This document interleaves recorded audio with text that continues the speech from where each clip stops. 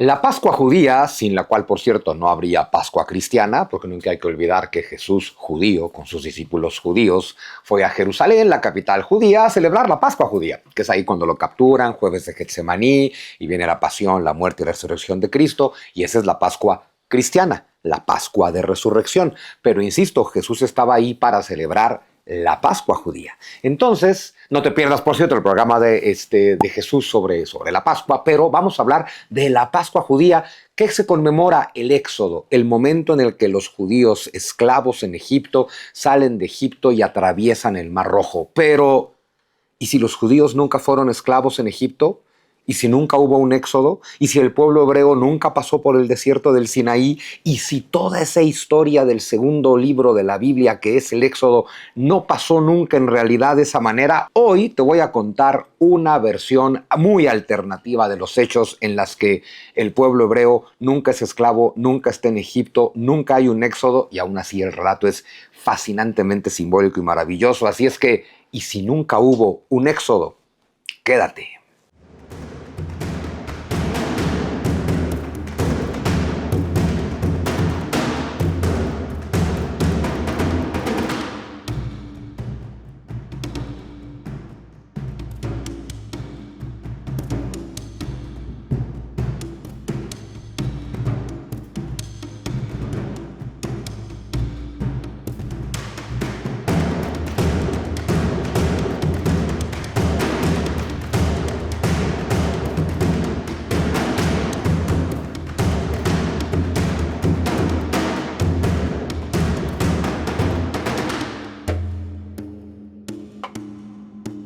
A ver, entonces la Pascua judía y la Pascua cristiana tienen muchísima relación, hay que tenerlo muy claro. Insisto, Jesús, judío, con discípulos judíos, va a Jerusalén a celebrar la Pascua judía.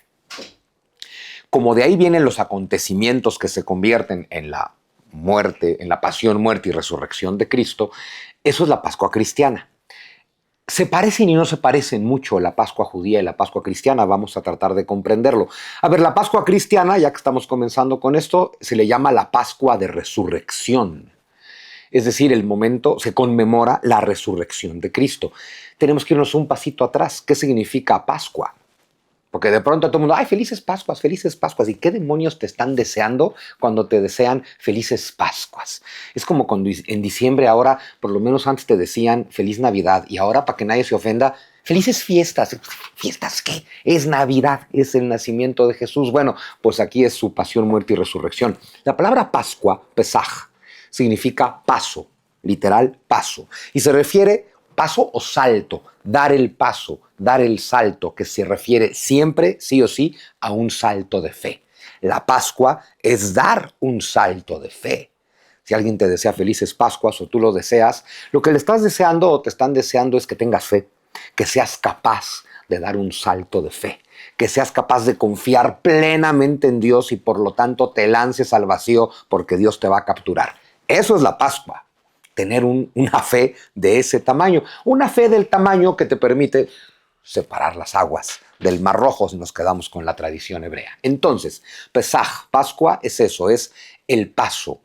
Que lo podemos entender, por ejemplo, como el paso de la oscuridad a la luz, que es lo que pasa en el tema de Jesús, de la muerte a la resurrección, a la nueva vida. En el caso de los hebreos, de manera muy literal, el paso, Pesaj, Pascua, es el paso de un lado al otro del Mar Rojo, sí. Pero también a nivel simbólico, por supuesto, estamos hablando de el paso de Egipto a la tierra prometida, lo cual se entiende, por supuesto, como el paso de la esclavitud a la libertad del pueblo hebreo. Hay una cosa que hay que recordar siempre cuando hablamos de judaísmo, cristianismo e islam, y es que son religiones que se asumen, uno, como religiones reveladas, es decir, una verdad dada directamente por Dios, y dos, y muy importante, se asumen como religiones históricas.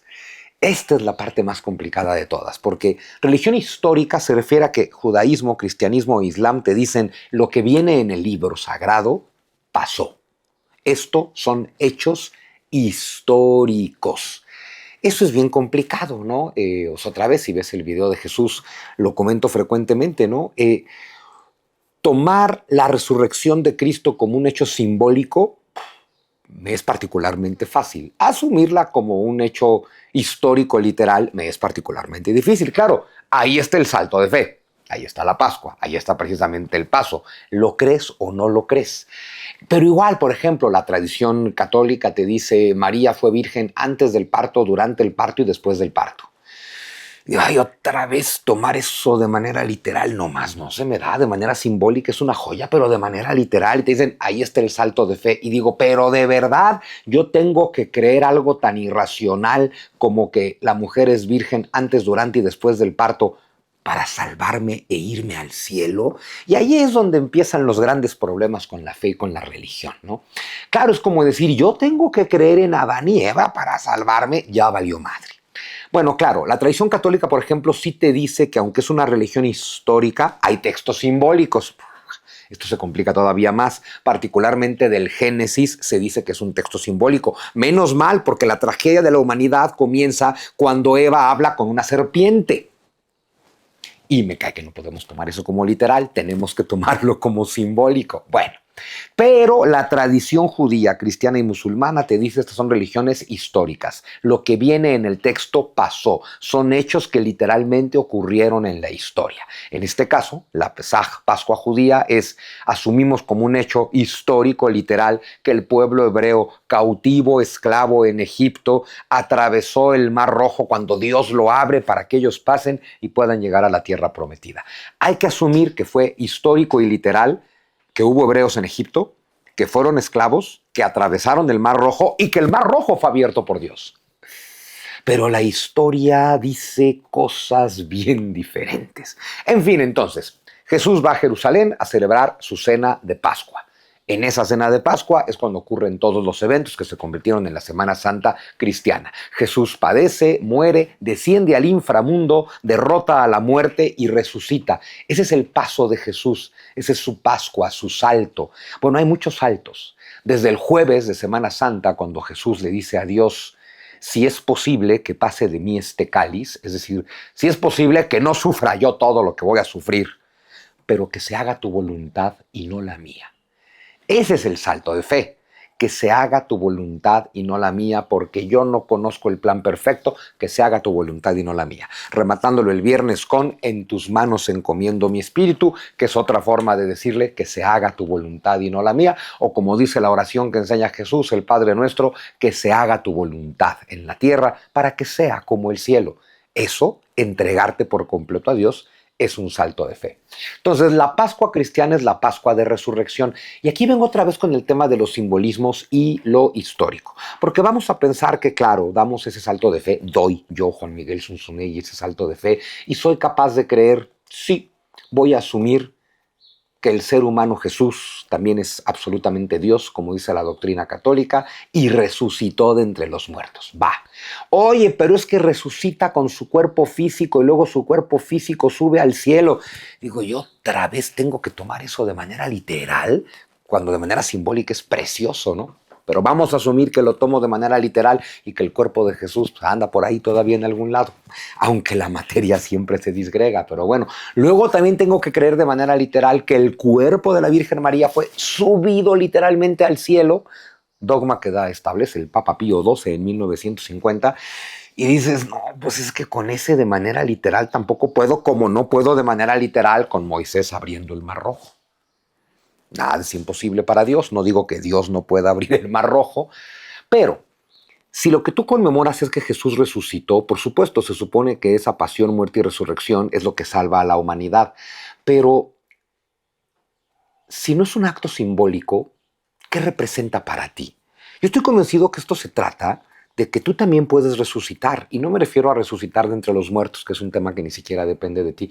Me refiero a lo que significa la palabra resurrección, volver a suceder, resucitare, suceder de nueva forma, suceder nuevamente, suceder en una nueva vida, volver a suceder de una forma diferente. Es decir, dejas de ser este humano común y corriente, mundano que somos, limitados a este cuerpo con el que nos identificamos, y matamos nuestro ego, y lo que nace, lo que resucita es nuestro ser de luz, nuestro ser luminoso, el que ha trascendido el ego, el que ha trascendido la identificación con el cuerpo. Has resucitado.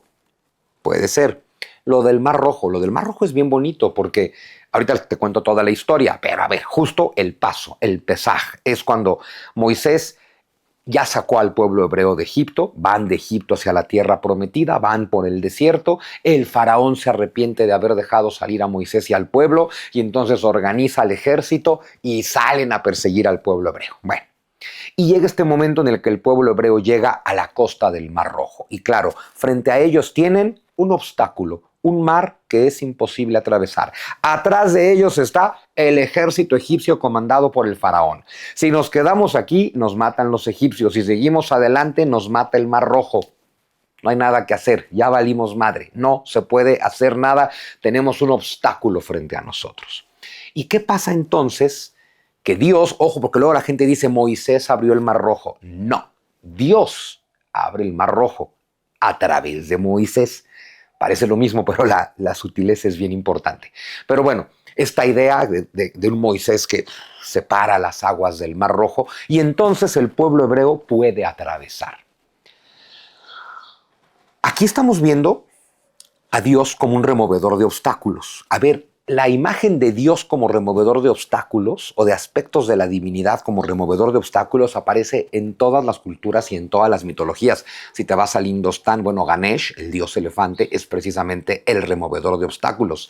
En el caso del cristianismo, Jesús lo es todo. Jesús es el removedor de obstáculos. En el caso del judaísmo, Dios es todo. Dios es el removedor de obstáculos. Pero ojo, lamentablemente la gente ve más películas de lo que lee las escrituras. Entonces, esta imagen de Moisés y el Mar Rojo, nos imaginamos más bueno, voy a sacar mi edad a relucir, a Charlton Heston, ¿no? ¿Sabes? Pero a ver, ojo, tienes al pueblo hebreo, desesperado porque ahí vienen los egipcios, nos van a matar. Delante tienes el mar, no podemos pasar. Y entonces Moisés mueve las manos, se separan las aguas del Mar Rojo y el pueblo hebreo se mete. Eso no es un salto de fe, eso no pasó así. Hay que leer la Biblia además de ver las películas. ¿Por qué? Porque si Moisés abre el mar y ya tienes ahí un caminito seco para atravesar, pues ¿quién no se va a meter ahí? Ahí no dependes de tu fe. Estás viendo que el mar se abrió y que hay un camino seco para pasar. Eso no es fe, eso es lógica. Pero si uno lee las escrituras con atención, el tema es que el pueblo hebreo se empieza a meter al mar antes de que el mar se abra. Se empiezan a meter al mar y cuando tienen el agua hasta el pescuezo, el mar se abre. Eso es un salto de fe. Es decir, no se metieron a un mar que ya se había abierto y les mostraba un camino fácil y franco para pasar. Eso no es fe. Se meten en el mar que evidentemente los va a matar ahogados, pero se meten con fe y entonces el mar se abre. Otra vez, la diferencia es sutil, pero es fundamental. El pueblo hebreo acaba de dar un salto de fe. Ese salto de fe, ese atravesar el Mar Rojo, eso es Pesaj, eso es el paso, eso es el salto. Específicamente, eso es lo que conmemora el pueblo hebreo en su Pascua. Cruzamos el Mar Rojo. Pero lo que conmemora no es cruzamos el Mar Rojo, es Dios nos removió el obstáculo. Dios desde el principio dejó manifiesto que nos va a guiar en este camino sagrado y lo primero que hizo fue removernos los obstáculos, pero nos removió el obstáculo hasta que nosotros mostramos la fe. Y ahí entra la tentación del ser humano que tú puedes decir, ya sabes, ¿no? Me imagino así como te pones a platicar con Dios y le puedes decir algo así como, bueno, Dios, mira, ¿por qué no me das una muestra así chiquita, chiquita, chiquita? Y entonces yo ya me lanzo con todo. Y Dios te podría contestar, pues es que así no funciona, querido. Tú lánzate con todo y yo te doy no una muestrita. O sea, ya sabes, dame una muestrita de tu gloria y me lanzo con todo. Y no, es al revés. Lánzate con todo y te muestro no un cachito, toda mi gloria en su máximo esplendor. Pero el salto de fe lo tienes que dar tú, no lo puedo dar yo. Ahí está tu libre albedrío, tú das el salto de fe. De ahí que sea tan importante comprender que no es que se abre el mar y pase el pueblo hebreo, es que el pueblo empieza a pasar y entonces se abre el mar. Ahora, si esto es histórico literal, bien por Moisés y el pueblo hebreo hace 4,000 años o 3,500 años y lo bien que se llevan con Dios, ¿y a ti qué? Sobre todo si no eres judío, ¿y a ti qué? A ver, históricamente podríamos decir, si Moisés no cruza el Mar Rojo, pues no tienes toda la historia del pueblo hebreo, del cual viene Jesús y viene tu salvación cristiana. Va. Pero si lo tomas de manera simbólica es muy bonito, porque lo que te está diciendo el relato es, si tienes fe, Dios remueve los obstáculos, no solo a Moisés, no solo en el pasado, aquí, ahora y a ti. Si tú tienes fe, Dios te remueve los obstáculos. Y por supuesto, el que te dicen, no creo, pues no. Y por eso no se remueven tus obstáculos, porque el problema es que es un riesgo. Tienes que dar el salto de fe. Mientras no lo des, tú solo te puedes quedar en la teoría de no, yo no creo que dando el salto de fe Dios te lo solucione todo. Y como no lo crees, no lo vas a dar. Y como no lo vas a dar, Dios no te va a solucionar todo. Lo otro es tomar el riesgo, dar el salto de fe, lanzarte al vacío, aventarte al mar rojo y esperar a que Dios te remueva los obstáculos. Sí que pasa, pero es difícil. Bueno, entonces, el Éxodo y Pesaj, la Pascua. Entonces, tradición judía. Vamos ya a quedarnos por completo en la tradición judía. Pesaj, el paso, se conmemora específicamente el momento en el que Dios abre el mar rojo para que los judíos puedan liberarse de los egipcios y llegar a la tierra prometida. Entonces, el éxodo es lo que se está conmemorando en la Pascua. Eso es a lo que fue Jesús a Jerusalén, a conmemorar este salto de fe que es el comienzo del éxodo, de este periplo, según la Biblia, de 40 años del pueblo hebreo en el desierto y demás. Ojo, ya que estamos hablando de un texto sagrado, hay que entender que yo por eso no me los tomo de manera literal histórica, por más que te diga la tradición que así debe de ser. Los textos sagrados hablan de lo sagrado, es decir, hablan de Dios. Dios es irrepresentable, Dios es inefable, inmencionable, inimaginable. Dicho de otra forma, te voy a explicar justo ahora, así es que no te lo pierdas, por qué tu mente es incapaz de comprender a Dios. Y de ahí se van a colgar todos los ateos. ¿Por qué tu mente racional por lo menos, es incapaz de comprender a Dios? Porque tu mente es capaz de comprender, analizar, estudiar, criticar y entender cualquier cosa que tu mente pueda experimentar. Obviamente, lo que tu mente no puede experimentar, no lo puede comprender, ¿sí? Lo puede imaginar, pero no lo puede comprender. La imaginación, dirá Agustín de Hipona, es la facultad de la mente que nos permite conocer a Dios. Uy, ahí también se pueden colgar los ateos. Claro, porque Dios es un producto de tu imaginación. Hay que tener la mente un poquito más amplia. Y hay que entender qué significa imaginación. Poder concebir cosas que no estás percibiendo. Pero bueno, tu mente puede comprender cualquier cosa que tu mente experimente. Tu mente, por lo menos mientras estemos en este mundo, está limitada por un cuerpo. Tu cuerpo está hecho de materia, ocupa un lugar en el espacio y transcurre en el tiempo. Todas las experiencias que tú eres capaz de tener en la vida dependen de estas tres cosas: materia, espacio y tiempo. Entonces, tu mente tiene una experiencia de la materia. Tú puedes comprender cualquier cosa que esté hecha de materia. Dios no está hecho de materia. Dios es espíritu. La mente anclada a la materia no puede comprender el espíritu. Todo lo que está hecho de materia, tú y yo en este caso, ocupa un lugar en el espacio.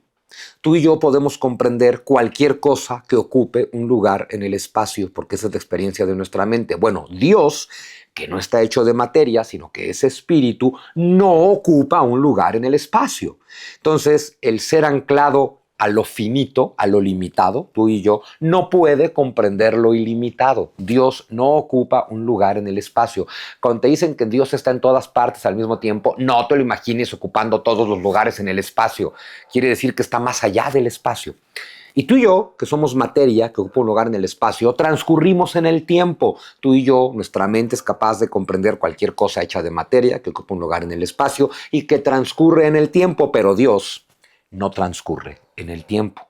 Nos dice San Agustín, el espíritu anclado al tiempo no puede comprender lo eterno. Entonces tú y yo, desde nuestra dimensión material, espacial y temporal, no podemos comprender a Dios, que es espiritual, infinito y eterno. No hay manera de que tu mente racional pueda comprender a Dios. Si tu mente racional fuera capaz de comprender a Dios, ese no es Dios. Comprender a Dios requiere de otras facultades de la mente que no usamos, porque nos encanta la razón, porque la razón parece que es un camino a la verdad y nos encanta pensar que podemos poseer la verdad. Nuestra mente, por supuesto, la ciencia, que se basa en la experiencia de nuestra mente, está destinada a comprenderlo todo, todo, absolutamente todo. La ciencia está destinada a comprenderlo todo sobre el mundo. Pero aquí estamos hablando de Dios. Dios no tiene nada que ver con el mundo. El mundo es espacio, tiempo y materia. Dios no. Para comprender a Dios requieres facultades de tu mente como la intuición, como la imaginación y la más importante de todas, la fe. Se nos ha enseñado de la ilustración para acá, sobre todo, que la fe es para los pendejos, ¿no? Claro, el que no le da la cabeza y entonces no comprende la ciencia y no comprende las causas y efectos y no leyó el principio matemática de Newton, entonces no tienes más remedio que tener fe y creer en Dios. No tiene nada que ver con eso. También podemos comprender la fe como una forma superior de conocimiento. La fe y la razón ni siquiera tienen por qué negarse la una a la otra. Ciencia y fe son dos cosas diferentes que buscan por caminos distintos, experiencias diferentes. No tiene nada que ver, ¿sí? Entonces, vamos a tomarlo de manera simbólica. El Éxodo te cuenta que si tú eres capaz de dar un salto de fe de algo que no puedes explicar, Dios te remueve los obstáculos. Y entonces, este paso, este pesaj por el Mar Rojo, puede significar de manera literal, por supuesto, que el pueblo hebreo sale de Egipto para entrar a la tierra prometida. Egipto representa la esclavitud. Esto es independiente de que el pueblo hebreo haya o no estado en Egipto siendo esclavo. Yo digo que no y te lo voy a explicar y a demostrar. Pero no importa, es un símbolo perfecto porque el pueblo hebreo está pasando de Egipto a la tierra prometida. Sí, lo cual significa que está pasando de la esclavitud a la libertad. Y vámonos ya a lo simbólico. Está pasando de la oscuridad a la luz. Está pasando de la materia al espíritu. Está pasando de la idolatría a la religión abstracta de los hebreos, ¿no? Es decir, que a nivel simbólico es bien bonito. Claro que es pasar de la esclavitud a la libertad, de la esclavitud del mundo a la libertad de Dios, de la esclavitud de la oscuridad a la libertad de la luz, de la esclavitud de la materia a la libertad del espíritu. El espíritu se impone sobre la materia. Todo eso está involucrado en el Éxodo y el Pesaj, no solamente la parte histórica. Y justo aquí viene la gran pregunta, ¿y si nunca hubo un Éxodo? ¿Qué tal que el pueblo hebreo nunca estuvo en Egipto? ¿Qué tal que nunca fueron esclavos? ¿Qué tal que nunca salieron huyendo? Te voy a contar una versión de los hechos donde de hecho el pueblo, sospechoso para mí de ser el pueblo hebreo, invade Egipto, conquista Egipto, domina Egipto durante casi 300 años y luego son expulsados de Egipto. Y ahí tienes dos versiones diferentes. Un pueblo hebreo que te dice, nosotros llegamos aquí por la buena, nos recibieron, eso te cuenta el Génesis, llegamos por la buena, nos abrieron las puertas, nos recibieron y los desgraciados de los egipcios 400 años después nos tenían de esclavos y tuvimos que escapar. Pero la versión histórica, no la bíblica, te dice, los egipcios estaban ahí tranquilamente sin meterse con nadie cuando un pueblo de pastores semíticos provenientes del norte invadieron Egipto, conquistaron Egipto, tomaron el poder en Egipto y sometieron a Egipto durante unos 150 años hasta que los egipcios lograron expulsarlos. Entonces el éxodo no es este pueblo eternamente víctima escapando de sus victimarios, sino este pueblo opresor expulsado por los oprimidos. Vamos a contar esa versión de la historia porque créeme que es fascinante. Entonces, primero hay que ubicar a este pueblo hebreo y hay que empezar por las diferencias, ¿no? Judío, israelita, hebreo. Cuando hablamos del pueblo hebreo, hablamos particularmente del Génesis y del Éxodo. Ahorita te cuento un poquito más a detalle el Génesis, pero a ver, desde la creación hasta la llegada de José el soñador, digamos, ¿no? Con el pueblo hebreo a Egipto. Eso es lo que te cuentan en el Génesis. Y aquí hablamos de un pueblo hebreo. Una vez que tenemos a este personaje llamado Jacob, recuerda que tenemos a Abraham tiene a Isaac y Isaac tiene a Jacob. Bueno, Jacob es llamado por Dios Israel, el que lucha con Dios y vence. Qué bonito, el que lucha con Dios y vence. Ese es Jacob, llamado por Dios Israel. Israel tiene 12 hijos. Esos 12 hijos, que seguramente también es a nivel simbólico, son los padres de las 12 tribus de Israel. Todos ellos son los hijos de Israel. Entonces ya no hablamos solamente del pueblo hebreo, que es el del Génesis y demás.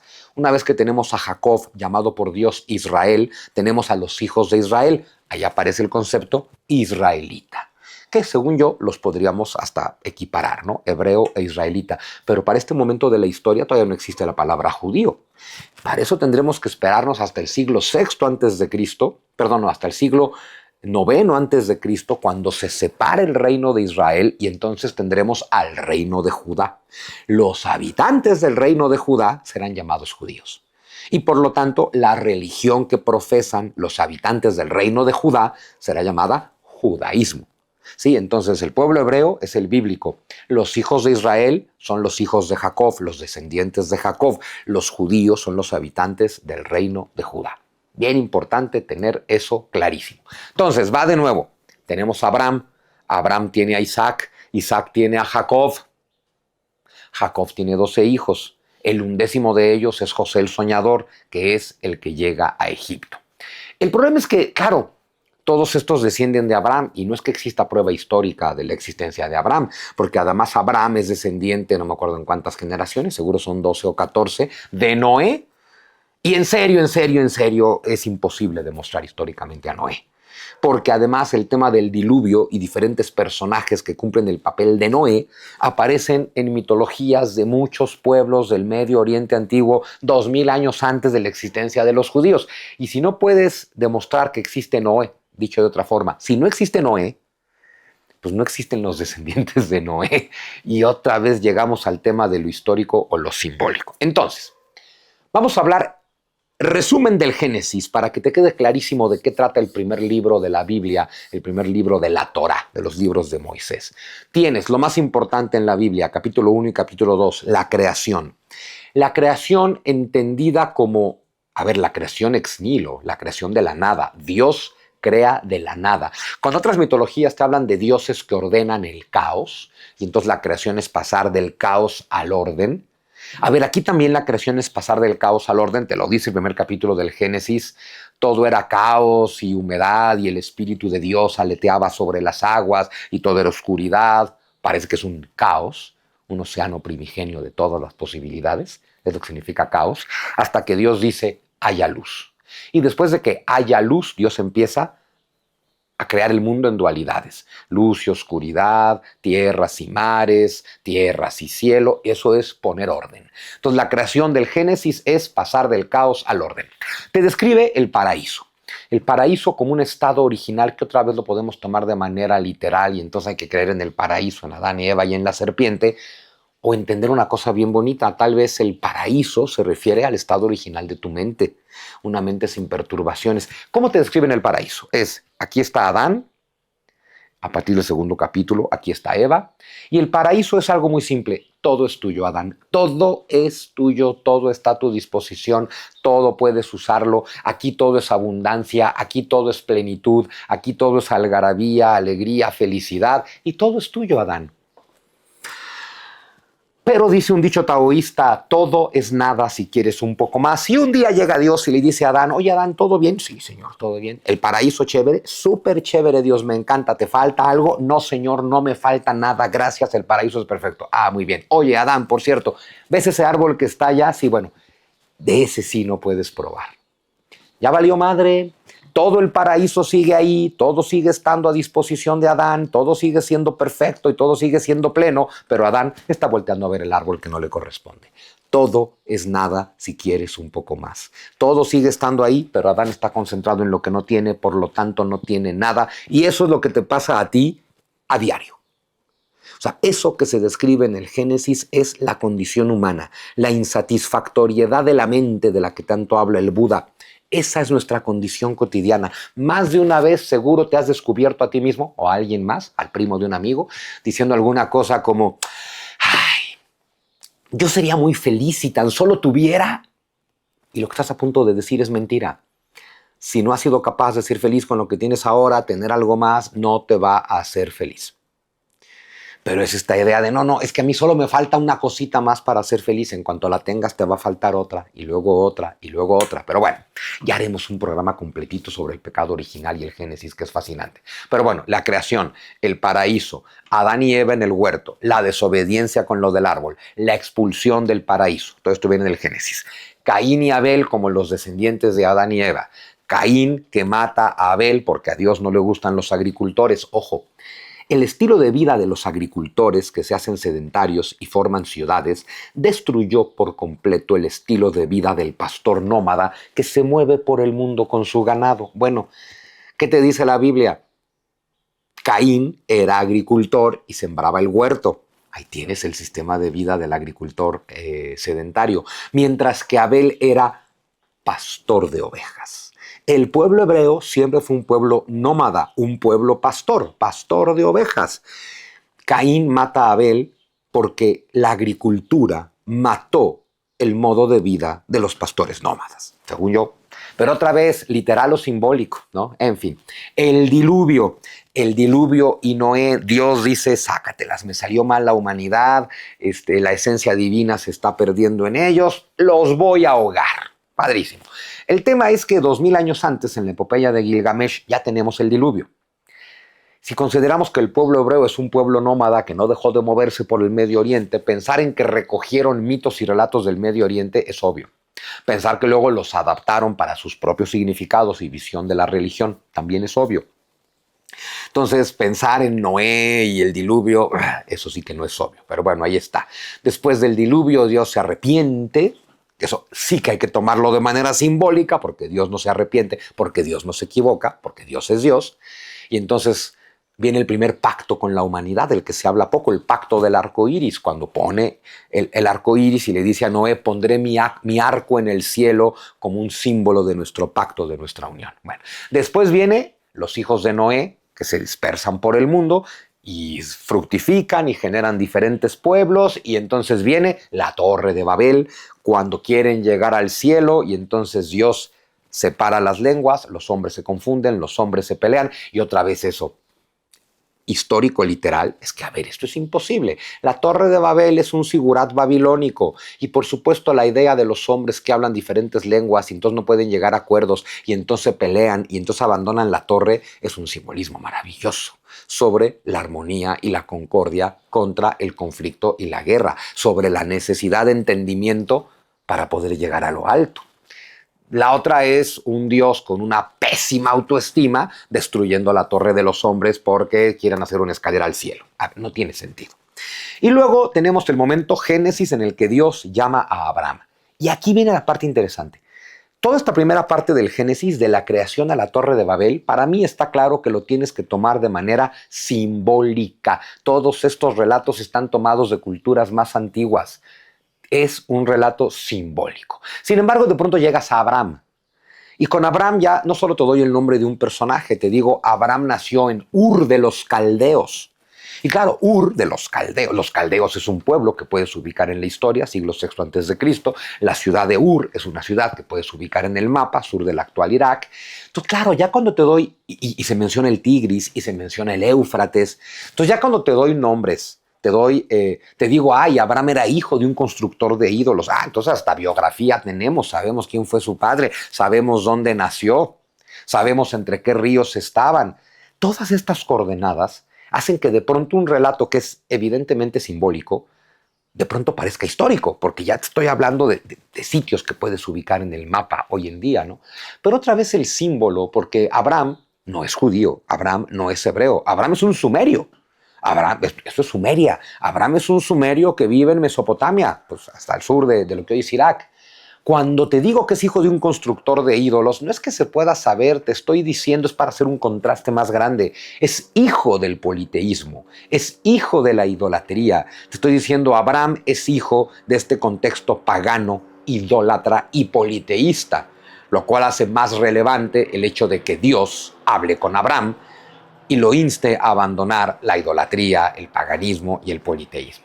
Y entonces viene la segunda parte del relato del Génesis, que esta ya parece muy histórica porque ya te empiezan a hablar de la descendencia que se convierte en el pueblo hebreo que llega a Egipto. Y entonces tenemos primero a Abraham. Abraham, que es el que habla con Dios.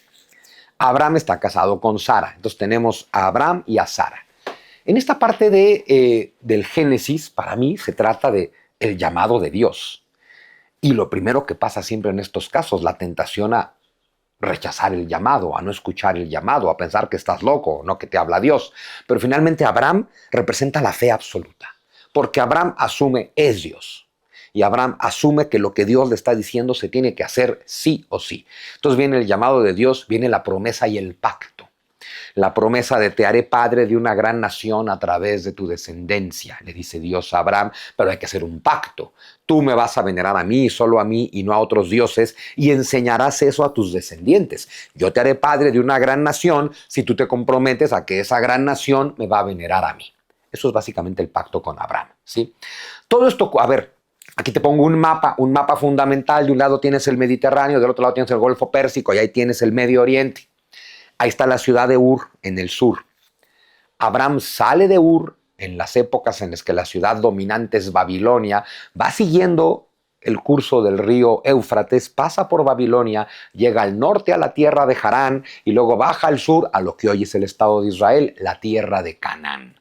La tierra de Canaán habitada por los cananeos, es decir, por los fenicios. Bueno, en Canaán, o sea, ya establecido en la tierra prometida, en Canaán, el tema es que Dios le prometió vas a ser padre de una gran nación, solo que Abraham no tiene hijos. Y Sara es muy mayor, y Abraham también. Y Sara aparentemente es estéril. Y entonces Sara le dice a Abraham, pues tiene un hijo con la esclava. Y tiene un hijo con la esclava Agar, tiene un hijo llamado Ismael. Ahí es donde toma el relato el Islam y te dice Ismael, que luego viajó a Arabia y creó el templo de la Kaaba, y ahí tienes el origen de los árabes y por lo tanto del Islam, ¿no? Pero una vez que nace Ismael, Dios finalmente concede el milagro y Sara se embaraza. Y Sara se embaraza de Isaac. Nace Isaac. Abraham expulsa a Ismael y a Agar de la tierra prometida y justo por eso se van a Arabia y nos quedamos con Isaac. Y ya que finalmente tenemos a Isaac, llega Dios y le dice a Abraham, ok, ahora sacrifícalo. Y si es en serio. Voy a ser padre de una gran nación a través de mi descendencia. Solo tuve 2 hijos. Ya expulsé al primero porque ya me diste al segundo y ahora quieres que lo sacrifique.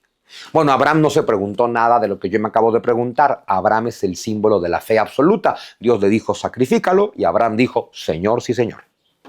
Y se lleva a su hijo Isaac al monte del sacrificio, que es cuando el ángel del Señor le detiene la mano a Abraham y le dice, tu fe hace que no sea necesario el sacrificio. Y otra vez podemos tomarlo de manera literal y pensar en un Dios esquizofrénico y un tanto paranoico que dice, ay, te va a poner a prueba, mata a tu hijo. No, ¿cómo crees? Era broma. No, no era en serio. Tuviste fe y como crees en mí te lo perdono. O entender el simbolismo maravilloso. Cuando hay fe no hay sacrificio. En nada. Esa es la maravilla de la fe. Cuando hay fe no hay sacrificio. El mundo siempre es una moneda de 2 caras. Tiene alegrías, tiene maravillas, tiene felicidades, pero tiene pena, dolor, muerte y sufrimiento. El mundo implica sacrificio. Si tienes fe, no hay sacrificio. Bueno, total que entonces no hay sacrificio. Que también podemos simbolizar el momento en el que el pueblo hebreo, como todos los pueblos antiguos que hacían sacrificio humano, abandonan el sacrificio humano porque quitan a Isaac y ponen un cordero. Entonces el pueblo hebreo, como todos los pueblos antiguos, en algún momento hicieron sacrificio humano. Se acaba el sacrificio humano porque ya no eres pagano, porque ya no eres idólatra, porque ya no eres politeísta. Y entonces, en lugar de sacrificar a un ser humano, de manera simbólica, sacrificas a un cordero. Te lo llevas 2000 años después y es el gran simbolismo del cristianismo. Un Jesús que te dice, ya tampoco hay que sacrificar un cordero. Yo soy el cordero. De ahí la frase, yo soy el cordero de Dios. Ya no tienes que sacrificar nada. Yo soy el que se sacrifica. La tradición católica sigue haciendo un sacrificio en un altar todos los días, solo que es profundamente simbólico. Tomas el pan, tomas el vino, que simbolizan, y otra vez la tradición católica te dice, no, no es un símbolo, es literal. El pan se convierte en carne de Cristo y el vino se convierte en sangre de Cristo. A mí me encanta el nivel simbólico. No digo que eso no pueda pasar. Los milagros son milagros. Pero a nivel simbólico es hermoso. Antes sacrificabas humanos, luego simbolizas al humano con un cordero, luego Jesús es el cordero y luego simbolizas con pan y vino todo esto. Y haces el símbolo mental, el ritual mental de la comunión, de decir todos participamos del mismo banquete porque todos somos uno, en el caso católico, uno en Cristo. En el caso hebreo, uno en el pueblo de Dios. Pero bueno, entonces pues nada, Isaac se casa con Rebeca y tendrá 2 hijos, Esaú y Jacob, que también es una historia interesante, como Esaú nace de primogénito y Jacob viene agarrándose del tobillo porque se estaban peleando desde el vientre por ver quién iba a ser el primogénito. Luego Jacob engaña a Esaú, le roba la primogenitura, se la cambia por un plato de lentejas, engaña a su padre. O sea, Jacob sale una fichita, pero luego Jacob se arrepiente y todo lo demás. Y Jacob, llamado por Dios Israel, porque lucha con Dios y vence, tiene 12 hijos y una hija. Los 12 hijos de Jacob son las 12 tribus de Israel. Y entonces nos concentramos en el 11º hijo de Jacob, que es José. José, el intérprete de sueños. Y aquí nos cuenta el Génesis, bien interesante, cómo Jacob tiene estos 12 hijos con diferentes esposas, y la esposa a la que más quería es la madre de José. Y entonces José es el consentido de Jacob, pero José lleva esto a niveles patológicos, perdón, Jacob, porque no solamente tengo un consentido, que bueno, es inevitable, le dejo claro a todos que este es mi consentido. De hecho, todos los demás los mando a trabajar todo el día de sol a sol, a mi consentido me lo quedo aquí conmigo, porque además pienso que es más inteligente y está destinado a mejores cosas. Y mientras ustedes los mando a trabajar de sol a sol, a mi consentido José lo tengo aquí conmigo y le enseño a leer y a escribir y cuentas y el idioma egipcio y demás. Y por si no ha quedado claro que es mi consentido, y te lo dice el Génesis, un día llega Jacob con una túnica de todos los colores y frente a todos es José, como tú eres mi consentido, te regalo esta túnica de colores. Y es entonces cuando los hermanos de José dicen, hay que matar a José. ¿Qué se cree? Porque además José le encanta interpretar sueños, ¿no? Y llega con sus hermanos con cosas como, no, pues es que fíjese que soñé con el sol, con la luna y 11 estrellas, y de pronto una estrella mucho más grande eclipsaba al sol, a la luna y a las estrellas, y yo creo que eso significa que yo soy la estrella que los eclipsa a todos. Y dice, no me digas. Fíjense que soñé que llegábamos todos con nuestro padre, con nuestras canastas llenas de trigo y ustedes se lo presentaban a padre, pero llegaba yo con mi cesta de trigo que crecía y hacía sombra sobre los de ustedes. Y yo creo que eso significa que yo les hago sombra a ustedes. Hay que matar a José. Y entonces un día se lo llevan a pasear por el desierto, no se atreven a matarlo, lo empujan a una cueva vertical para que se muera ahí. Cobardes además. Luego ven a unos beduinos del desierto, comerciantes, dicen, no, mejor le sacamos una lana. Sacan a José del agujero donde lo echaron a morir y lo venden como esclavo a su hermano. Y pues ya vendido como esclavo, los beduinos lo llevan a Egipto y en Egipto venden a José como esclavo. Los hermanos regresan con Jacob y le llevan la túnica de colores rota y ensangrentada y le dicen una bestia nos atacó, José nos salvó a todos, es el héroe de la película, pero ya murió José. Pero no, José no murió, José está en Egipto. Y en Egipto lo venden como esclavo y lo compra un señor llamado Putifar. Putifar, que es cercano al faraón, que es un hombre rico, de inmediato detecta que José es un hombre muy inteligente, entonces, aunque lo tiene como esclavo, lo deja de administrador de sus propiedades. Hasta que un día la esposa de Putifar, que resulta ser un tanto Putifar, pues seduce a José. Y entonces le cae encima a José y Putifar los descubre y mandan a José a la cárcel. Ahí está José en su descenso al inframundo. José está en la cárcel y aquí te vas a podrir. Pero en la cárcel le interpreta sueños a otros prisioneros, la fama de José llega al faraón y un día el faraón, ojo, en la Biblia nunca te dicen el nombre del faraón, siempre es José fue a faraón, faraón con mayúscula como si fuera nombre propio. Y faraón tiene este sueño que no sabe interpretar, donde 7 vacas gordas están pastando afuera del Nilo, pero llegan 7 vacas flacas, famélicas, esqueléticas, y se comen a las vacas gordas y aún así no engordan y están cada vez más flacas. Y entonces dicen, no, hombre, en la cárcel hay un tipo buenísimo para interpretar sueños, y le llevan a José. Y José le dice a Faraón, mira, tu sueño es un aviso de Dios.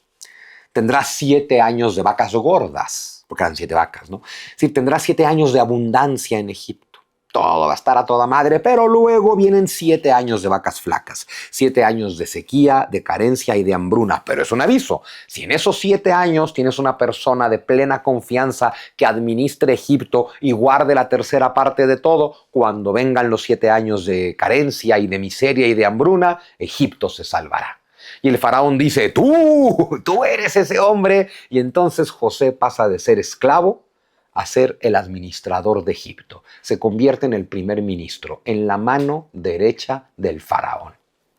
Historia corta, la hambruna llega a Canaán, los hermanos tienen hambre, van a Egipto a buscar comida, piensan que José estará muerto o lo que sea, no reconocen a José, José sí reconoce a los hermanos, les pone una trampa, en fin. Al final José y sus hermanos se reconcilian y José, mano derecha del faraón, le dice a sus hermanos, vayan por Jacob, por nuestro padre, y vayan por sus esposas y por sus hijos, el faraón, a través de mí, o sea, nosotros, faraón y yo, los invitamos a venir a Egipto. Y así termina el Génesis, cuando Jacob, con toda su prole, Jacob con sus hijos, las esposas de sus hijos y con sus nietos, 60 o 70 personas, te dice el Génesis, entran a Egipto. Pero entran a Egipto, ahí acaba el Génesis, invitados por José, invitados por el faraón, entran por la puerta grande, los reciben, les dan un pedazo de tierra, ¡pah! Se acaba el Génesis. Empieza el Éxodo. Y el Éxodo te dice, bueno, 400 años después, esto se convirtió en una tragedia, los judíos llegaron a Egipto y al principio no había bronca, pero a los judíos les fue muy bien, fructificaron, se reprodujeron, creció el pueblo, se hicieron ricos, se hicieron poderosos, hasta que el faraón dijo, hay que esclavizar a los hebreos porque son una amenaza, y entonces el mismo Egipto que les dio la bienvenida los convierte en esclavos. Y así estamos cuando empieza el Éxodo. Entonces el Éxodo empieza cuando los hijos de Israel, es decir, los hijos de Jacob, son esclavos durante 400 años. Eso sí que no es literal, todos los números en la Biblia son simbólicos.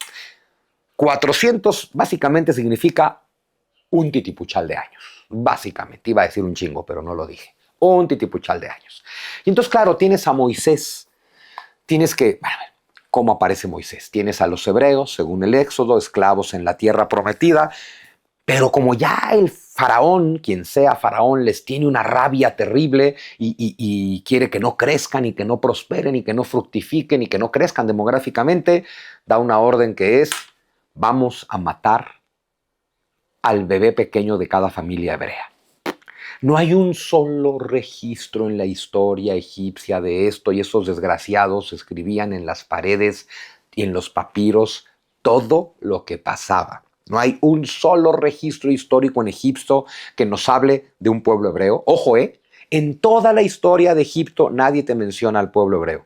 Nadie te menciona un periodo largo de esclavitud. Nadie te menciona una rebelión encabezada por Moisés o por quien sea. Mucho menos se menciona en la historia de Egipto que ese pueblo en algún momento del tiempo se vaya de Egipto. Luego que el faraón los persiga y que el faraón muera ahogado en el Mar Rojo. Eso no existe en la historia de Egipto. Si tú le preguntas a cualquier egipcio desde entonces hasta hoy, te va a decir, eso no pasó. ¿Qué pasó entonces? Porque todo está basado siempre en hechos reales. Bueno, pues vamos a ver. Pero entonces resulta que vamos a matar al bebé de cada familia hebrea, y entonces una familia hebrea que tiene un bebé dice, no, pues lo queremos salvar. ¿Cómo lo salvamos? Toman al bebé, lo ponen en un canasto, lo cobijan bien y ponen el canasto en el río Nilo y que flote a ver a dónde.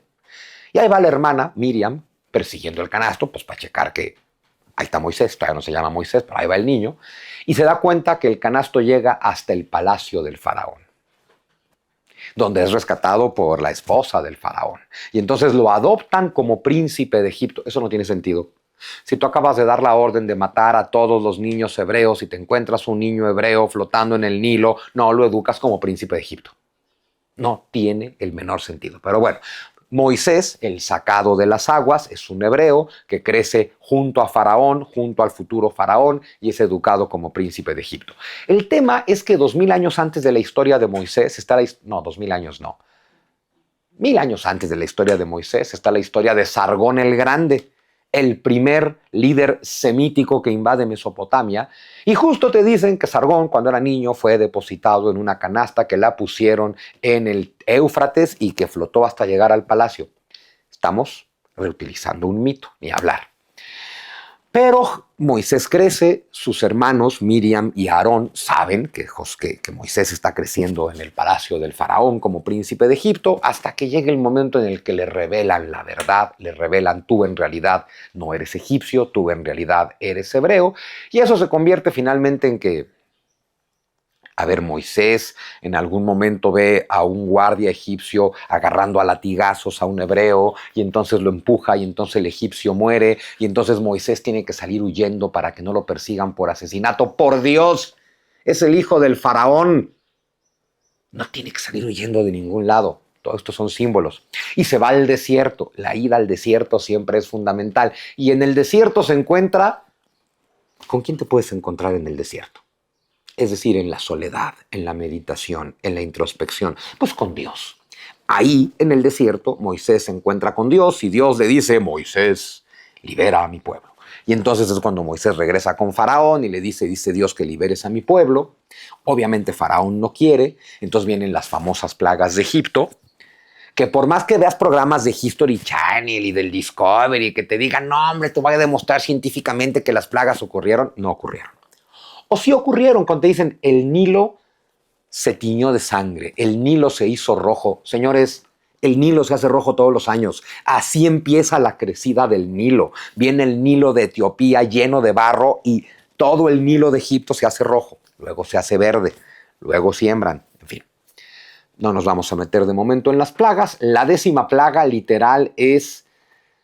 Ya saben, después de que viene la langosta y llueven ranas y el Nilo se tiñe de sangre y en fin. La última de las plagas, la 10ª plaga, pues literal es botellita de Jerez, todo lo que diga será al revés, porque la plaga es lo que desees para mí te va a ocurrir a ti. Faraón manda matar al primogénito de cada familia hebrea y entonces el ángel del Señor pasa sobre Egipto en la noche matando al primogénito de cada familia egipcia. Uf. Tomar eso de manera literal pues también es difícil. Y cuando muere el hijo de Faraón, entonces Faraón ya dice, lárgate de aquí con tu pueblo, y es cuando Moisés se va con el pueblo hebreo. Pero ya que se van, llega la esposa de Faraón a decirle, uy, saliste más débil que Moisés, fuiste el eslabón débil de la cadena, los esclavos te vencieron, y entonces Faraón, herido en su ego, se pone su armadura, convoca al ejército y sale a perseguir al pueblo hebreo. Y así es cuando llegamos al famoso Pesaj, el paso, cuando está el pueblo hebreo frente al Mar Rojo, no tienen cómo pasar, pero ahí vienen los egipcios, y entonces los hebreos se meten al Mar Rojo, y entonces a través de Moisés Dios les remueve el obstáculo, y el pueblo hebreo pasa y llega a la tierra prometida. A ver, en términos históricos, ¿cómo podemos relacionar todo esto? Toda la historia de Abraham saliendo de Ur hacia Canaán, la tendríamos que ubicar en torno al año 2000. De hecho, en el año 2004, los elamitas invadieron la zona sur de Mesopotamia y tomaron Ur y varias ciudades, y hubo guerra, conflicto y hambrunas, y mucha gente salió migrando hacia el norte. Yo creo que ahí, en esto que ocurre en el 2004, podemos ubicar la historia de Abraham. Tiene que ser después del 2300 a.C., que es cuando es el mito de Sargón, que es cuando llegan los pueblos semíticos a la tierra prometida. Bueno, entonces estamos hablando de más o menos el año 2000 a.C. Toda la historia de Moisés saliendo de Egipto la tendríamos que ubicar en torno al 1450. Eso te lo dice la Biblia. El Éxodo es 480 años antes de la construcción del Templo de Salomón. Eso ubica al Éxodo en torno al 1450 antes de Cristo. Lo cual se contradice con toda la tradición y con las películas, porque toda la tradición y las películas te dicen que el faraón del Éxodo es Ramsés II. No hay una sola prueba de eso. Además, Ramsés II no murió ahogado en el Mar Rojo. Ramsés II murió casi de 80 años, murió de viejo en el trono. Pero además Ramsés II es 1250 antes de Cristo, es 200 años de diferencia. Nunca se menciona el nombre de Faraón, nunca se menciona a Ramsés II, no es en el siglo XIII antes de Cristo. Lo que sí te dice la propia Biblia es 480 años antes de la construcción del templo por el rey Salomón. Eso ubica al Éxodo 1500-1450 antes de Cristo. ¿Sí? Ahora, Egipto es la primer gran civilización del mundo antiguo junto a los sumerios, es decir, pueblos agrícolas, establecidos, sedentarios, civilizados.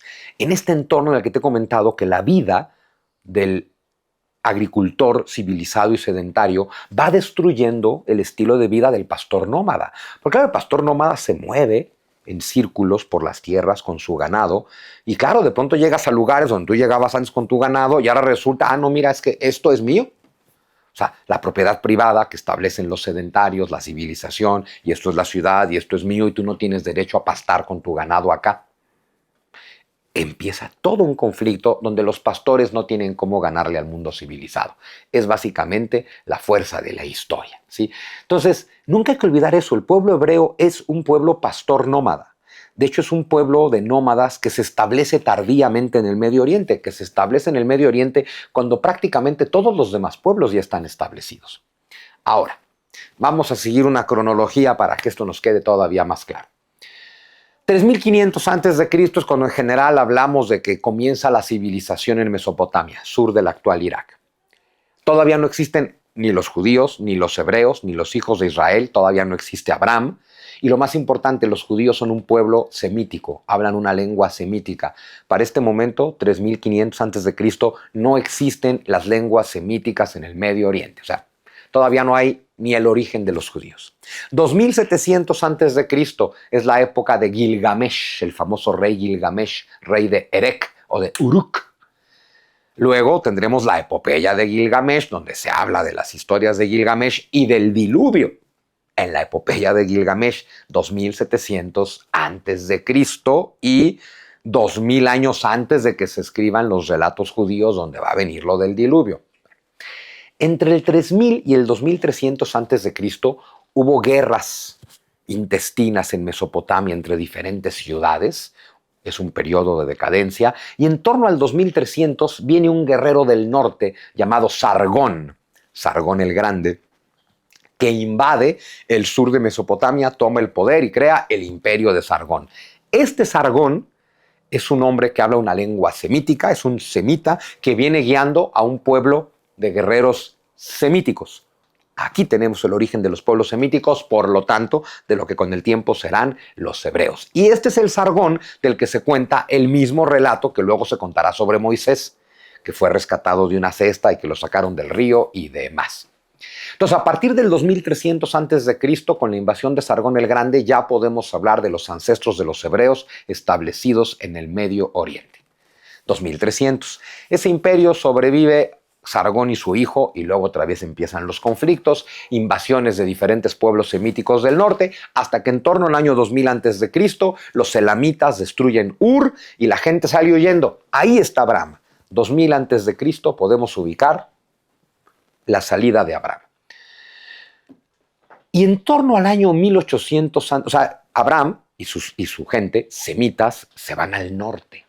En torno al 1800 a.C., esto es historia, no Biblia, un pueblo semítico, de lengua semítica, probablemente ya una lengua ancestra del hebreo o del arameo, o probablemente ya el arameo, un pueblo de pastores, nómadas, guerreros, de lengua semítica, establecidos en el sur de lo que hoy es Turquía, en los montes Tauro, invaden Egipto. A ver, ojo con esto, aquí te pongo el mapa, bien importante, ves toda Mesopotamia, ves el Medio Oriente, ves la franja del Mediterráneo y ves Egipto, ¿no? Esto es el mundo en el que se mueve el pueblo hebreo. Bueno, pues resulta que en Egipto, que nunca te hablan de un pueblo hebreo, que nunca te hablan de un pueblo que llegue, que es recibido y que luego es esclavizado, en Egipto sí te cuentan la historia de los Ixos. Ojo, la palabra Ixo es una palabra en egipcio. Ixo quiere decir extranjero. Entonces, claro, desde el punto de vista de Egipto, estos pueblos pastores que llegan del norte son Ixos, es decir, extranjeros. En torno al 1800 a.C., en una época de guerra, sequía y hambruna, un pueblo de pastores nómadas del norte empieza a migrar a Egipto. Primero, poco a poco, llega alguno, llega otro, llegan grupos, les va bien, prosperan, empiezan a llegar cada vez más, como los mexicanos a Estados Unidos el día de hoy. Entonces, de pronto, cada vez llegan más hasta que este pueblo de pastores nómadas semíticos, que los egipcios ubican como Ixos, conquistan Egipto. O sea, fueron llegando poco a poco, como va a pasar en Estados Unidos, fueron llegando poco a poco, por goteo, cada vez más, se van estableciendo hasta que son muchos, son prósperos, se hacen ricos, se hacen poderosos y conquistan Egipto. Y esto es muy importante porque entonces, 1800 más o menos antes de Cristo, este pueblo semítico, los Hicsos, conquistan Egipto. Si tú te vas a la historia de Egipto, justo te hablan de que los Hicsos empezaron a llegar, que fueron recibidos, que se establecieron y que luego conquistaron Egipto. Y que Egipto estuvo dominado por extranjeros, por Hicsos, hasta que lograron expulsarlos. En torno al año 1600 antes de Cristo es cuando ya los Hicsos tienen un poder absoluto en Egipto, y en torno al 1500, 1450 antes de Cristo es cuando los egipcios recuperan el poder en Egipto y expulsan a los Hicsos. Para mí, ahí están los hebreos. A ver, ojo, que yo me fui a hacer una maestría en estudios judaicos en la Universidad Hebraica y pues duré un semestre. Ya no me pude quedar más tiempo porque mis teorías no les gustaban, pero si algo sí me dejaron claro, cada maestro judío que tuve te decían, no, eso no es así, los Hicsos no son los hebreos, pero te lo repetían como mantra, los Hicsos no son los hebreos, los Hicsos no son los hebreos, los Hicsos no son los hebreos. Para mí sí que lo son. ¿Por qué? Porque tienes, a ver, la historia de Abraham la tendríamos que ubicar en torno al 2000 antes de Cristo. Abraham tiene a Isaac, Isaac tiene a Jacob, Jacob tiene a José, José llega a Egipto. El relato hebreo te está contando el momento, en el que José, hijo de Jacob, que es hijo de Isaac, que es hijo de Abraham, que es el que migró y llegó a la zona del norte. Bueno, te estoy hablando de que José, que representa al pueblo hebreo, que es un pueblo de pastores nómadas semíticos, igual que los Hicsos, llega a Egipto. José, si seguimos esta cronología, estaría llegando a Egipto en torno al año 1800 antes de Cristo, que es básicamente el momento en el que los Hicsos comienzan a llegar a Egipto. Luego la escritura te dice que estuvieron ahí 400 años. Bueno, la historia egipcia te dice que los Hicsos empezaron a llegar, coexistieron en paz por un tiempo, luego conquistaron Egipto y tomaron el poder y luego fueron expulsados y más o menos transcurren 350 años. Ahí están los 400 años de la Biblia, con todo y que es un número simbólico, ¿no? Entonces, para mí, eso representa a José. José el soñador, José el intérprete de sueños, José el hijo de Jacob, el 11º hijo de Jacob. Representa el momento en el que los Hicsos invaden Egipto. Porque además todavía te dice, la escritura bíblica te dice, y José y Faraón vieron a los hijos de Israel las tierras de Gozán, que es justo la parte donde se establecieron los Hicsos. Fundaron su capital en una ciudad llamada Avaris, justo en la tierra que según la Biblia Faraón le da a los hebreos. A ver, para mí es clarísimo. Los Hicsos, un pueblo del norte de pastoras nómadas semíticos, invadieron Egipto, esto es historia, en la misma época en la que la Biblia te dice que los hebreos llegan a Egipto. ¿Cuál es la diferencia? ¿Cuál es el tema aquí? Bueno, que en la historia versión bíblica, los hebreos llegan por la puerta grande, invitados por Faraón, que luego a la mala los conquista y los esclaviza hasta que ellos logran escaparse. Esa es la versión bíblica. La versión histórica te dice, este pueblo llegó, empezó a llegar a Egipto, los empezaron a recibir, luego llegaron en masa, los invadieron y tomaron el control del país hasta que los expulsaron. A ver, históricamente no cambia nada. En serio, históricamente no cambia nada porque la historia es la misma. Tienes un Egipto que recibe a este pueblo semítico en la forma que sea, que luego se va. Religiosamente, si lo tomas de manera simbólica, según yo, tampoco cambia nada. Pero aquí sí, decir, por supuesto, que toda esta teoría es una teoría, yo francamente me la creo bastante, si no, no te la platicaría. Y que la digo de verdad con todo respeto, tal vez no tengo la razón. Y te digo esto porque desde el punto de vista judío, con una religión que se asume como literalmente histórica, lo que te estoy diciendo es una blasfemia.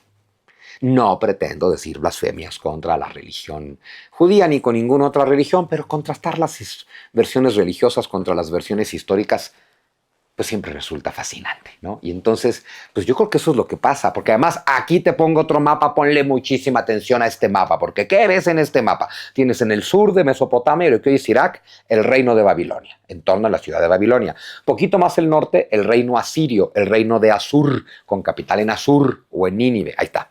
Y luego tienes esta franja verde que va desde lo que hoy es Líbano e Israel hasta el norte de Egipto y es el reino de los Hicsos.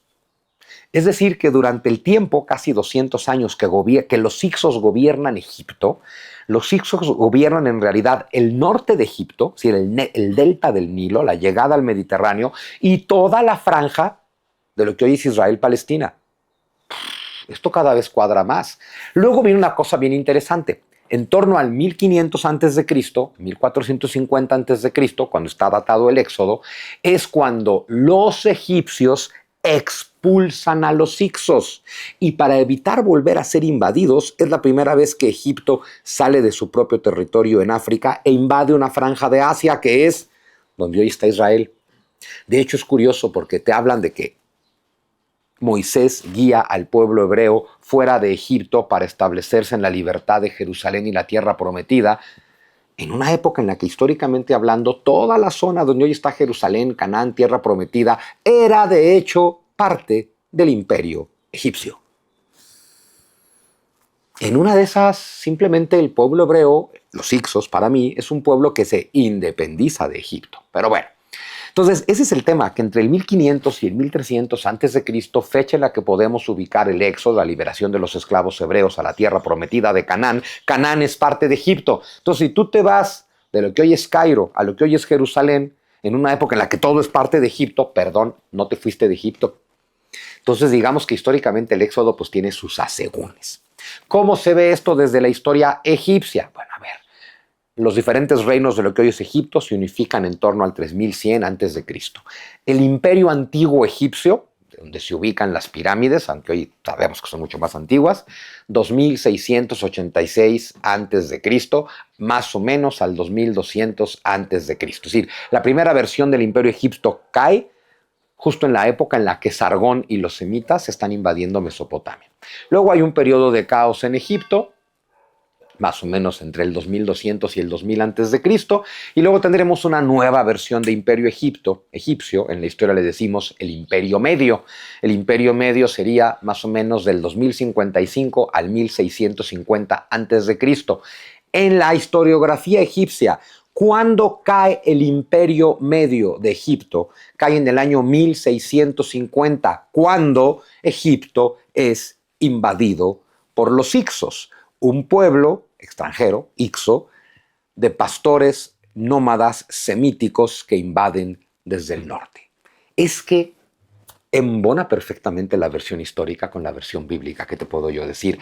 Cae el imperio medio y en la historiografía egipcia se habla de un interregno, 150 años donde Egipto está conquistado por los hicsos. ¿Cuándo empieza el imperio nuevo? En 1550, cuando los egipcios recuperan el poder en Egipto y después expulsan a los hicsos, y eso coincide con la época del Éxodo. ¿Qué te puedo yo contar? Para mí, los hicsos y los hebreos son exactamente el mismo pueblo, solo que entonces en lugar de un éxodo entendido como un pueblo hebreo esclavizado que sale de Egipto, pues tenemos a un pueblo hebreo, hicso, conquistador e invasor que es expulsado. Y claro, eso haría que la salida de Egipto sea, de hecho, a nivel histórico, la primera expulsión de los judíos. Y estamos hablando de 3000 años antes de que los expulsen de España, ¿no? La tradición judía, decíamos, data el Éxodo 480 años antes de la construcción del Templo de Salomón, por eso lo ubico en torno al año 1450, y entonces no puede ser Ramsés II, que es hasta 200 años después. Por eso te digo que hay que entenderlo de manera simbólica. De manera simbólica es hermoso. Moisés, hablando de niveles simbólicos. ¿Quién es Moisés? Moisés, otra vez basándonos en las escrituras, Moisés es de la tribu de Leví, una de las 12 tribus de Israel, de los hijos de Jacob. Moisés es de la tribu de Leví. De ahí vendrá la casta sacerdotal, los levitas. Aarón, el hermano mayor de Moisés, es el primer sumo sacerdote. Los levitas vienen de ahí, básicamente. Ojo, Moisés es hebreo entonces, según la propia escritura. Sin embargo, según la propia escritura, crece en el palacio de Faraón como si fuera egipcio. Y tal vez con eso solo estamos simbolizando que es un mestizo. Su origen mixto, porque en realidad, claro que estos hicsos, estos semíticos, estos hebreos en Egipto, se mezclaron con los egipcios, porque los pueblos siempre se mezclan. Y entonces Moisés es eso, es hebreo, sí, pero es egipcio también. En fin. Cuando es bebé, y eso siempre representa la inocencia, es echado a las aguas para salvarlo, y las aguas siempre han representado la purificación, es como una especie de bautismo, y luego es sacado de las aguas, que es lo que significa el nombre Moisés. Y entonces estamos hablando de que Moisés es un renacido de las aguas. Es bien bonito. Su relato es el mismo que el de Sargón, que significa lo mismo, que estos pueblos semíticos de donde vienen los hebreos se vienen contando el relato del que emerge de las aguas para salvar al pueblo, básicamente. Ojo, Moisés es un profeta que duda, todo el tiempo duda, siempre duda. Me encanta el simbolismo de Moisés porque, si tú tienes fe, seguro te ha pasado que a cada rato dudas. Dudar no está mal. El tema es, después de la duda, que se imponga la fe. Y si tú ves el relato del Éxodo y la historia de Moisés, Moisés tiene su propio viaje del héroe, ¿no? Moisés está viviendo su vida ordinaria como un egipcio, todo está bien, todo está cómodo, zona de confort, y viene, aquí empieza el viaje del héroe, el llamado a la aventura. Cuando Miriam y Aarón, sus hermanos, le dicen quién es, le dicen, no, tú no eres egipcio, tú eres hebreo. Viene el llamado. ¿Qué es lo primero que hace Moisés? Decir, no, esto no puede ser. Negar el llamado, parte fundamental del viaje del héroe, hasta que finalmente no tiene más remedio que aceptarlo y entonces incluso mata a un egipcio para salvar a un hebreo. Ya no hay marcha atrás, esto es el salto al vacío. De ahí tiene que salir huyendo. ¿A dónde? Al desierto. El viaje del héroe siempre incluye, ahí está Jesús, ¿no? La ida al desierto. Y en el desierto, Moisés, y esto siempre pasa en el viaje del héroe, conoce a sus aliados, que son las tribus beduinas del desierto, incluso se casa, y entra a la caverna secreta, parte fundamental de todo viaje del héroe, que en este caso es subir al Sinaí a encontrarse con Dios. Moisés es entonces un arquetipo, a mí me encanta el arquetipo de Moisés, es un profeta, es un Mesías en el sentido de que es un enviado de Dios, un ungido, un bendecido, es un liberador y es un guía espiritual. Y este guía espiritual que es Moisés recibe una misión, que es el Éxodo, por supuesto, ¿no? Y una promesa muy bonita, porque incluso cuando le dice Dios a Moisés, ve a hablar con Faraón, Moisés le dice, yo ni siquiera sé hablar, yo soy torpe de lengua, tartamudo probablemente. Y Dios le dice, todo lo que tengas que decir te será dicho, todo lo que tengas que saber te será revelado, todo lo que tengas que hacer se te va a inspirar, tú solo déjate. Ese mensaje es brutal en términos de fe, tú solo déjate, Dios va a actuar a través de ti. Y cuando Moisés acepta eso es cuando comienza el proceso de liberación de él y del pueblo. Básicamente, llegan al Mar Rojo, ahí tienen el gran obstáculo. La fe de todo el pueblo hebreo lanzándose al Mar Rojo remueve el obstáculo y entonces el mar se abre. Y entonces el pueblo esclavo ahora es libre. Ya está el Éxodo. Pasamos, sí, de Egipto a la tierra prometida, pero en realidad pasamos de la idolatría a la religión de Dios, del politeísmo al monoteísmo, ¿no? Del paganismo a una religión de un Dios verdadero, de adorar imágenes a no hacer imágenes de Dios. Y entonces pasas de la esclavitud de la materia a la libertad del espíritu, de la esclavitud de la oscuridad a la libertad de la luz, de la esclavitud del mundo y el ego a la libertad del ser. Todo eso está detrás. Ahora, 40 años, toda una generación en el desierto, no hay una sola prueba arqueológica de esto. Si un pueblo hubiera estado 40 años en un desierto que puedes atravesar caminando en 2 semanas, habría cualquier cantidad de vestigios arqueológicos que no hay. Otra vez hablamos de números simbólicos, pero es que Dios le dice a Moisés, nadie de esta generación va a ver la tierra prometida. Ningún hebreo que haya salido de Egipto va a ver la tierra prometida, ni siquiera tú. Tú la vas a ver, pero no la vas a pisar. Y otra vez, un Dios bien castigador y bien mala onda, otra vez el tema simbólico, porque lo que está planteando es que toda esta generación nacieron en Egipto, nacieron esclavos, son esclavos. Si ellos llegan a la tierra prometida, serán esclavos en la tierra prometida. Uy, eso te habla de tus condicionamientos y patrones mentales y patrones de conducta. Mientras tú no cambies lo que has sido, nunca serás algo nuevo. Tienes que abandonar lo que has sido para hacer algo nuevo. Tienes que morir a lo que has sido, a tu ego, para renacer a algo nuevo. Y entonces, pues nada, Moisés se convierte para mí en el más importante, bueno, no para mí, es el más importante de los patriarcas, porque es el que lidera el Éxodo, el más importante de los profetas, por lo menos hasta ese momento, la Pascua, el salto de fe, que es el paso del Mar Rojo, pero que es todo salto de fe. Y bueno, pues eso de pasar de la esclavitud de la oscuridad a la libertad de la luz, eso es lo que está pasando.